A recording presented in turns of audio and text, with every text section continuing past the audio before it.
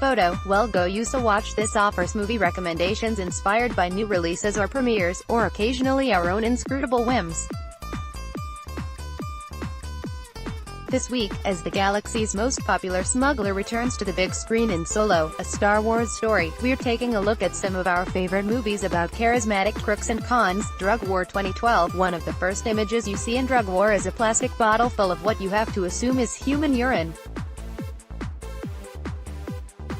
Two wild-eyed delivery truck drivers are at a toll booth in some gray expanse of post-industrial China, where factories jut out of the barren fields like broken limbs. Within 10 minutes, you're watching drug mules crouching over turquoise buckets, groaning and weeping as they shit out little pastilles of excrement-covered methamphetamine. But the film, directed by the versatile and prolific Johnny 2, isn't some lurid descent into a criminal otherworld, but rather a remarkably sober examination of the drug trade's logistics.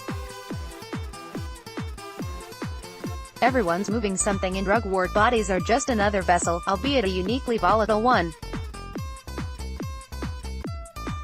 The bug in the operation is Timmy Choi, Louis Koo, a mid-level manager of this supply chain who gets flipped in the early going by Captain Zhang's son Hongale. You never quite get a beat on either character for most of Drug War, thanks in part to 2's camera work, slowly gliding over evidence and information, with 70s-style slow zooms that don't so much raise tension as emphasize data points. Choi takes to being a rat with an eerie relish, deciphering codes for the cops, offering unsolicited names and specifics, and placing phone calls to other links in the chain so as to keep things moving unhindered. Zhang, meanwhile, remains indecipherable thanks to a very early scene in which he is forced to go undercover as both sides of a drug deal, first as the icy supplier to the giggly, loopy manufacturer, and then vice versa, disappearing into each person's mannerisms even as he's forced to ingest small mountains of high-grade meth. Afterward, Choi talks him through the near overdose, and 2's camera loses its cool, filming Zhang vomiting into a sink like the final punch in an action scene. But it's all cause and effect here, drugs moving in and out, another body under duress. There's an almost documentarian silence as they chase this operation through hotels, highways, and sleazy nightclubs, locations seemingly chosen for a dinginess that refuses to grant the film an operatic air.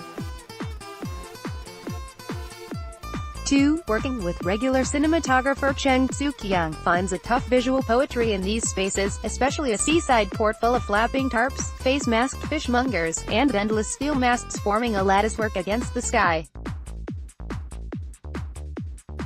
The double drug deal is followed up by 2 more masterfully executed set pieces, the first a raid on a warehouse operated by a pair of deaf brothers that lets to flex some of the technical and literal firepower that defined his earlier action filmmaking.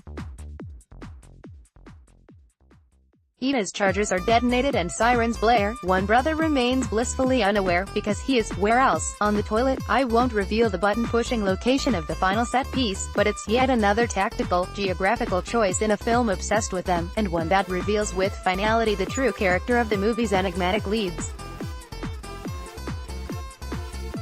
The film's punctuation comes not via the endless mists of blood that spray out in these geometric gunfights, but through an almost comical denouement in which one last batch of drugs is pushed into one last body, a journey coming to its inevitable end.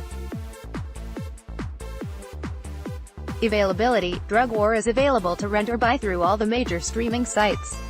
It can also be obtained on DVD or Blu-ray from Netflix, Amazon, or possibly your local video store, library.